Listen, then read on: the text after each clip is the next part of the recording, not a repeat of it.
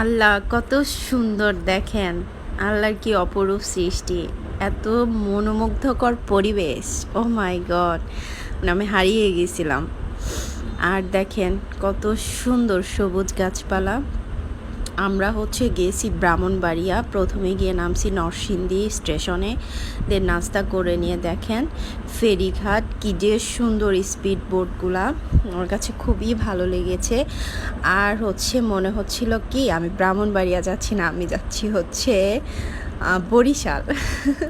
মানে আমার ফিলটা ছিল এরকম বরিশালের মতো, যে বাস সিএনজি সব ফেরিঘাট দিয়ে ওই পারে চলে যেতে হয়।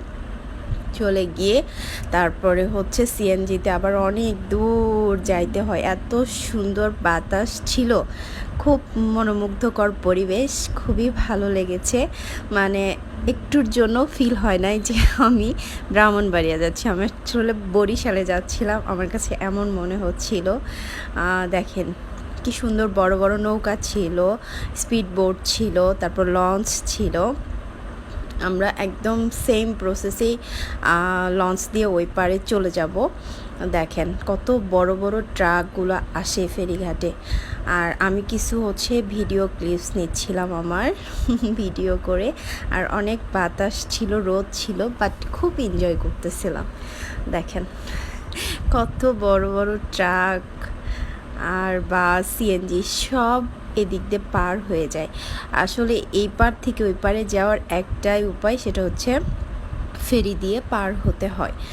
আর মানুষ পারাপারের জন্য কোনো টাকা নেয় না তারা, জাস্ট আপনার বাস, তারপর ট্রাক, সিএনজি এগুলো চলাচলের জন্য তারা টাকা নিয়ে থাকে। তো আমি জিজ্ঞাসা করছিলাম যে আপনারা যে যান আপনারা কি টাকা দেন? কয় না, শুধু যানবাহনের জন্য ভাড়া নেয়। দেখেন কি সুন্দর কাশফুলগুলো ছিল একদম নদীর মাঝখানে, মানে খুবই সুন্দর। আমরা ওপারে গিয়ে তারপরে সিএনজি তো নেওয়া হয়েছে। আমার খুবই ভালো লাগতেছিল, আমি একদম মাথায় উঠছিলাম। মাথায় উঠে কি যে বাতাস, খুব ভালো লাগতেছিল আমার। আর কি সুন্দর, মানে আমি